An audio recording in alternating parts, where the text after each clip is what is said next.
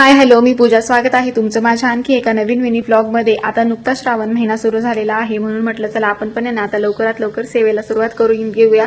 कारण मग श्रावण महिन्यात आहे ना आपल्याला भरपूर सेवा करायची असतात आणि तेवढा वेळ पण पुरत नाही. म्हणून मग आहे ना सुरुवाती गुरुचरित्र पारायणाने केली.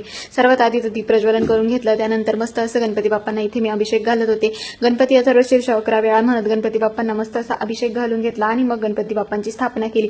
आता कुठलाही आधी शुभ काम असू द्या किंवा मग कुठलीही सेवा करायची असू द्या, आधी गणपती बाप्पांची स्थापना करावी लागते. मस्त अशी गणपती बाप्पांची स्थापना केली. त्यानंतर मग गणपती बाप्पांना दुर्वा आणि फुल वाहिलं. आज काही माझ्याकडे जास्वंदीचं फुल नव्हतं, त्यामुळे मग झेंडूचंच फुल गणपती बाप्पांना वाहिलं. त्यानंतर 2 विड्याची पानं घेतली, अशी जोड पानं करून ते एकावर एक ठेवली आणि त्यानंतर त्याच्यावरती नाणं, सुपारी, हळकुंड, बदाम असं 5 वस्तू ठेवून घ्यायच्या आणि त्याची पण पूजा करून घ्यायची. हा विडा इथे स्थापन केला आणि त्याची पण मस्त इथे मी हळद, कुंकू, अक्षता, फुल वाहून पूजा करून घेतली. त्यानंतर मग इथे कलश स्थापना करायची होती. कलशामध्ये नाही इथे मी 5 विड्याची पानं ठेवून घेतली. खाली मी इथे गव्हाची रास काढली. त्यानंतर मग कलशामध्ये हळद, कुंकू, अक्षता, परत नाणं आणि फुल वाहिलं. त्यानंतर मग आहे ना त्याच्यावरती श्रीफळ ठेवून घेतलं आणि मग श्रीफळाची पण मी इथे पूजा करून घेतली. हळद, कुंकू, अक्षता वाहून, फुल वाहून.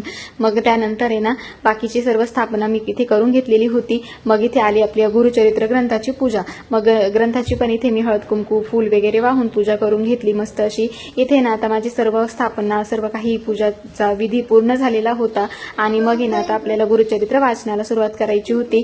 मग मी आजच्या वाचनामध्ये ना आपल्याला 1 ते 9 अध्यायांचं पठण करायचं होतं. मग मी मस्त 1 ते 9 अध्याय पठण करून घेतले. त्यानंतर मग मस्त अशी गणपती बाप्पांची आणि स्वामी महाराजांची, दत्त महाराजांची आरती करून घेतली. त्यानंतर मग इथे माझ्याकडे थोडेसे फुलं उरलेले होते, मग त्या फुलांचं छोटंसं डेकोरेशन करून घेतलं. आणि कारण देवघरामध्ये ना जागा थोडी कमी पडते डेकोरेशनसाठी, त्यामुळे फार काही करता येत नाही, पण मग थोडंसं करून घेतलं. त्यानंतर सायंकाळच्या वेळेला आज श्रावणातील पहिला शुक्रवार असल्यामुळे ना मग इथे मी वरदलक्ष्मीच्या व्रताला सुरुवात केलेली होती. मग त्याची पण पूजा मांडणी इथे केलेली होती. आता ही पूजा मांडणी मी तुमच्यासोबत आहे ना नेक्स्ट शुक्रवारी शेअर करेल. तोपर्यंत बाय.